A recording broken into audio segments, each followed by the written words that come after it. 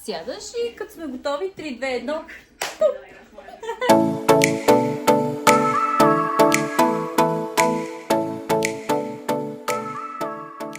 Започваме нашият YouTube канал. Ставаме инфлуенсър. Аз съм на масата! И ще строим нашата мечта. Ами тук е нашия холм, но вече ни е много тесен. Затова ще го местим. И ще продължим да снимаме още видеа, за да ви показваме целият процес.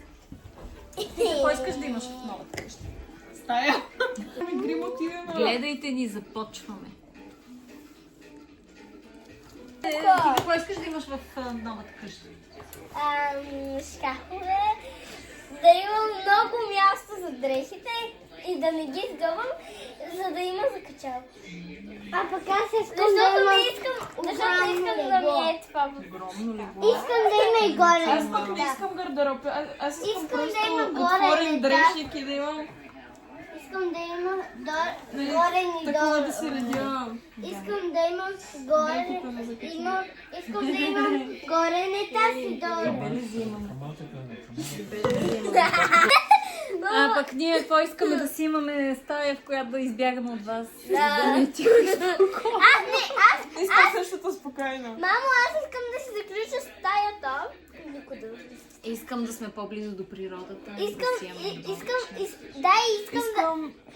да е тишина в стаята ми. Искам така тиха топка и от нея мрежата, където се слагат и надвора да си играя на волейбол. Да си запивам.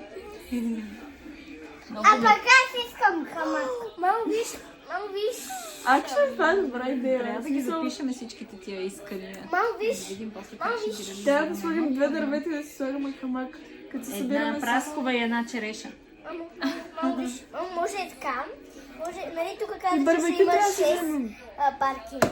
6 паркинга. Трябва да си вземем барбекю да Да. каним гости. И на хамака и всички ще Да. седят отвънка.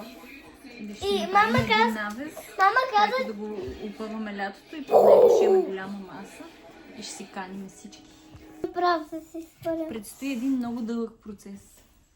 Всички ни казваха, че сме луди, казваха ни, че ще се изпокараме. Най-голямото изпитание за едно семейство е строежа на къща.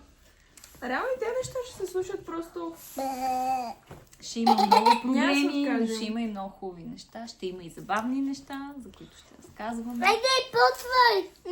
One, two, Почнахме! почнахме! 1, 2, 3! 1, 2, 3, почнахме!